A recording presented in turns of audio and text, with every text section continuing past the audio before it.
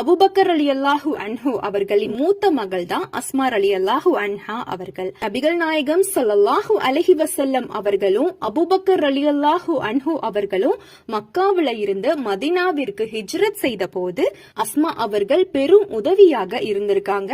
நபி அவர்கள் ஹிஜ்ரத் பயணத்தை ரகசியமாக வச்சிருந்தாங்க. ரொம்ப முக்கியமானவர்களுக்கு மட்டும்தான் தெரியும்.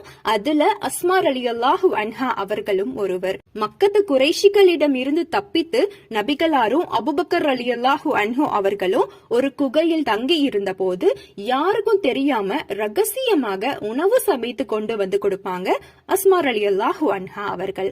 நபிகளாரும் அபூபக்கர் ரலியல்லாஹு அன்ஹு அவர்களும் மக்காவை விட்டு வெளியேறியதை அறிந்த அபூஜஹலும் மற்ற காஃபிர் குறைஷிகளும் அஸ்மா ரலியல்லாஹு அன்ஹா அவர்களின் வீட்டை தட்டி உன் தந்தை எங்கே என்று கேட்கிறார்கள்.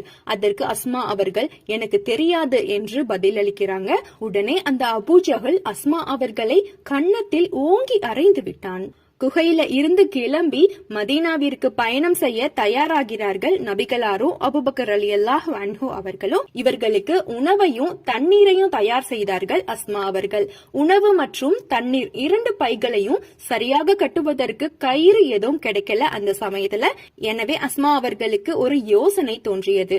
அவங்க இடுப்புல கட்டி இருந்த வார்த்துணியை அவிழ்த்து அதை 2ஆக கிழித்து 2 பைகளையும் கட்டினாங்க. இந்த புத்திசாலித்தனத்தை கண்ட நபிகள் அஸ்மா அவர்களை இருவாருடையவரே என்று அழைக்கப்பட்டார்கள்.